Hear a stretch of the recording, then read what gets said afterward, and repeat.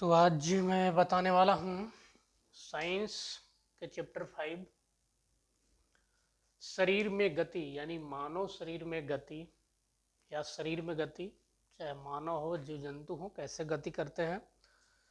तो देखा जाए गति के मतलब होता है कि घूमना, टहलना, दौड़ना, चलना, क्या है, एक गति है। जैसे मान लिया जाए कि ये हमारी हाथें हैं, अब इसको ऐसे मोड़ दिए तो क्या हो गया, गति हो गया। ये हाथें हैं, इसको ऐसे मोड़ दिए, क्या हो गया, ये गति हो गया। तो गति के बारे में जानेंगे कि कैसे गति करती है हमारे शरीर।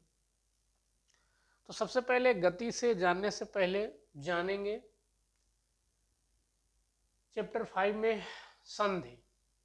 वो संधि नहीं, हिंदी वाला संधि, ये है अस्थियों का संधि। तो संधि के मतलब कि जब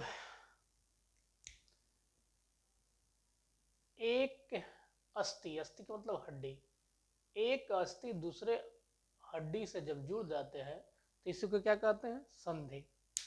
जैसे मान लिया जाए कि ये अंगूठा है, तो ये अंगूठा किससे जुड़ा हुआ है, कलाई से, तो यहाँ क्या हो गया, संधि हो गया।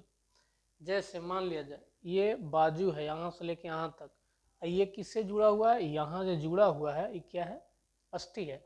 यानी एक अस्थि यानी एक हड्डी से दूसरे हड्डी जब जुड़ जाता है इसे होके, तो वही क्या कहलाएगा, संधि कहलाएगा। जैसे ये और ये दोनों कैसे कर दिए, तो यहाँ क्या बन गया, संधि। तो एक दूसरे से जब जुड़ जाते हैं कोई भी शरीर, तो क्या कहेंगे, उसको संधि कहेंगे। यानी जब एक अंग दूसरे अंग से जुड़ जाते हैं उसको संधि कहेंगे।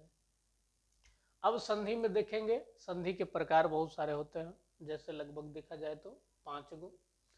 अब है कंदुक खलिका संधि। ये क्या करता है, कंदुका संधि, कि हमारे कमर में जो दोनों जांघें आते हैं, दोनों पैरे आते हैं, वो क्या होते हैं, जुड़ जाते हैं। तो जैसे ही जुड़ जाते हैं कमर की ये हड्डी में, दोनों जांघों की हड्डियां, तो एक संधि बना लेता है। तो उस संधि को क्या कहा गया है, कद्दुक खलिक संधि। यानी कमर से जांग को जोड़ने वाली हड्डी, कमर से जांग को, या कमर से और जांग दो जब मिलते हैं उसको क्या कहेंगे, कंदुक खली संधि। अब तीसरा संधि धुराग्र संधि। धुराग्र संधि किसे कहेंगे, तो जब गर्दन से सिर में जुड़ जाता है। जैसे ये मान लिया जाए ये हमारा गर्दन है, तो ये किससे जुड़ रहा है, ये गर्दन सिर से, तो सिर और गर्दन को जोड़ने वाली संधि जो है उसको क्या कहेंगे, धुराग्र संधि। कौन सी, धुराग्र संधि। गर्दन से सिर को जोड़ने वाली ये संधि को क्या कहेंगे, धुराग्र संधि। अब है हिंज संधि या कब्जा संधि। कब्जा संधि एक ही दिशा में मुड़े, दूसरे दिशा में न मुड़े, उसको क्या कहेंगे, कब्जा संधि या इसका हिंज संधि। हिंज संधि कहता है कि एक ही दिशा में मुड़े। जैसे ये मान लिया मेरे बाजू है, तो ये केवल यहाँ से यहाँ तक मुड़ रहा है, इधर बस ऐसे मुड़ रहा है, ऐसे ऐसे, ये कौन संधि हो गया, कब्जा संधि या हिंज संधि। अब इसको नीचे महक करेंगे तो नहीं मुड़ेगा। हाँ, ऊपर मुझे मुड़ सकता है, एक ही तरफ मुड़ रहा है, नीचे में नहीं मुड़ रहा है, तो एक ही तरफ मुड़ रहा है, तो उसको क्या कहेंगे, हिंज संधि या कब्जा संधि।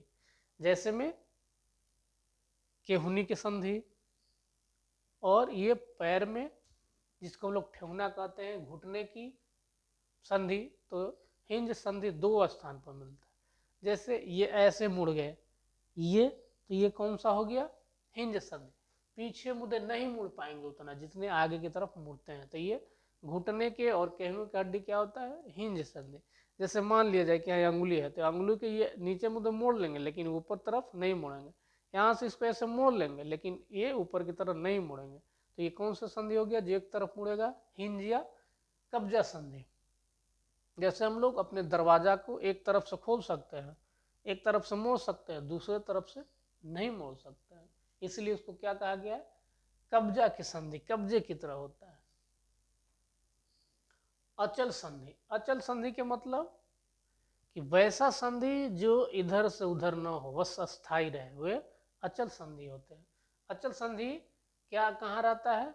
तो जबड़ा के ऊपरी भाग में। जबड़ा के ऊपरी भाग जो है हिलता डुलता नहीं। फिर अपने खोपड़ी में कभी भी वहाँ ये क्या है, ये हिलता डुलता नहीं है। अपने खोपड़ी वाला जो संधि है, हड्डी है, देखे हैं कभी हिलते उलते कि इधर खोपड़िया हिल गया? नहीं। क्यों? क्योंकि वो अचल है। अचल का मतलब अस्थाई, वो अस्थाई हड्डी है। ये चलते हुए नहीं हिलने डुलने वाले को क्या कहेंगे? अचल संधि। तो जबड़े की हड्डी और कपार की हड्डी। अब है कंकाल। कंकाल क्या है? तो कंकाल हड्डियों का एक ढांचा है। कुछ है शरीर में हड्डी की जो ढांचा है उसी को क्या कहेंगे? कंकाल कहेंगे। जैसे मान लीजिए शरीर है, इससे मांस हट जाएंगे तो केवल हड्डी बच जाएगा, तो उसको क्या कहा गया? कंकाल। कि हड्डियों का ढांचा ही क्या कहलाएगा? कंकाल कहलाएगा। हड्डी यानी अस्थि। अब है कार्पेल। कार्पेल क्या करता है? कार्पेल संधि कर सकते हैं कि कलाई में छोटे छोटे अस्थियां क्या कहलाएगा? कार्पेल। जैसे कलाई है तो कलाई में यहाँ है छोटा, यहाँ है छोटा, फिर यहाँ से यहाँ तक छोटा है, फिर यहाँ से यहाँ तक छोटा है, फिर यहाँ से यहाँ तक छोटा है। ये सब छोटा छोटा है अस्थि, यानी छोटा छोटा हड्डी को, कलाई में छोटे छोटे हड्डियों को क्या कहेंगे? कार्पेल की संधि। कौन सी? कार्पेल। इसको क्या नाम देंगे? कार्पेल। अब देखते हैं मेरुदंड। मेरुदंड या कशेरुदंड। तो मेरुदंड हम कहेंगे रीढ़ को। मेरुदंड किसको कहेंगे? रीढ़ को। रीढ़ की हड्डी को क्या कहेंगे? मेरुदंड। क्या कहेंगे? मेरुदंड। ये हमारा रीढ़ की हड्डी हो गया और इससे हमारा गर्दन जुड़ जाता है। अब यहाँ से यहाँ तक ये जो रीढ़ की हड्डी है, देखा जाए तो यहाँ से यहाँ तक की हड्डी को हम क्या कहेंगे? मेरुदंड। यानी मेरुदंड किससे बनता है? तो छोटे छोटे हड्डी। तो छोटे छोटे हड्डी का क्या नाम है? कशेरुका। छोटे छोटे रीढ़ के हड्डी के क्या नाम है? कशेरुका। तो छोटे छोटे कशेरुका से मिलकर क्या बनते हैं? मेरुदंड। यानी सिंपल में कहा जाए तो रीढ़ के हड्डी को क्या कहेंगे? मेरुदंड। अब कशेरुका किसको कहेंगे? तो मेरुदंड में लगे छोटे छोटे अस्थियों को कशेरुका कहेंगे। समझ में आ गया? मेरुदंड किसको कहेंगे? तो रीढ़ की हड्डी को। और कशेरुका रीढ़ में लगे हुए छोटे छोटे अस्थियों को, यानी छोटे छोटे हड्डी। अब है उपास्थि। उपास्थि क्या करता है कि जिस हड्डी को मोड़ा न जाए, जैसे मान लिया जाए कि कान में हड्डी है ये ऊपर वाला, तो ये क्या हो सकता है? जिस हड्डी को मोड़ा न जाए उसको क्या कहेंगे? उपास्थि। क्या कहेंगे? उपास्थि कहेंगे। जैसे ये जो है ना, ये नहीं मुड़ पाएगा, एकदम सॉफ्ट रहता है। अब पेशी।